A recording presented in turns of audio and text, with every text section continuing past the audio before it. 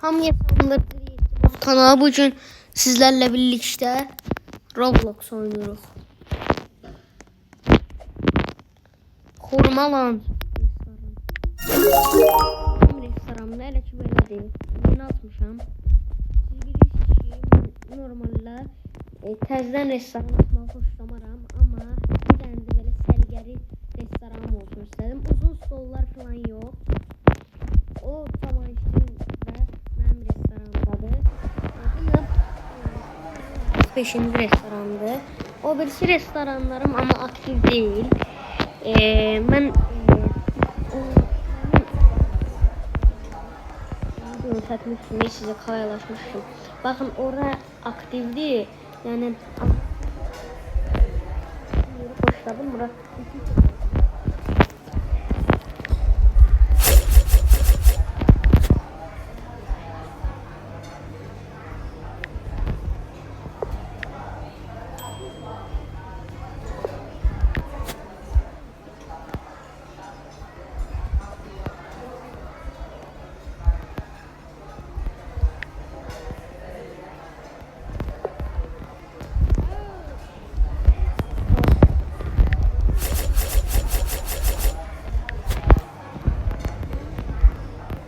Gelmem de olmuyor. Sen niye insan orada?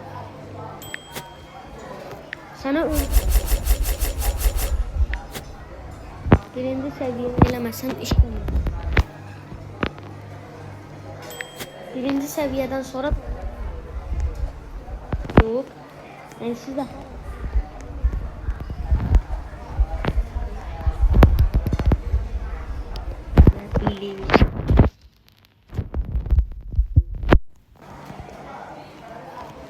Zamlar tez yemeğini tutarsın. Bu birinci seviye. Eyledim, eylemedim. Gedirəm buradan.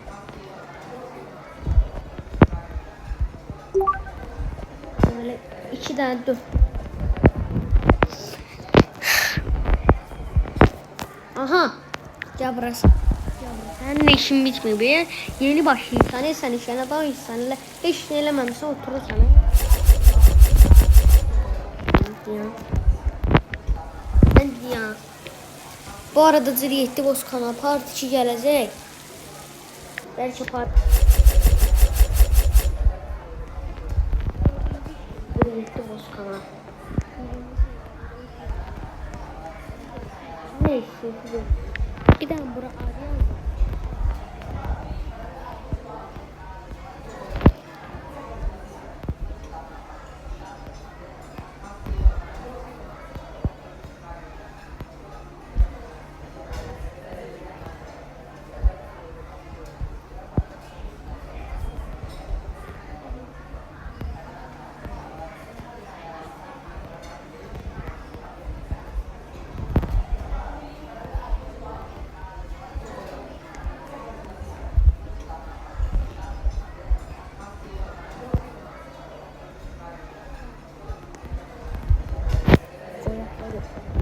Almağı da görsədirəm.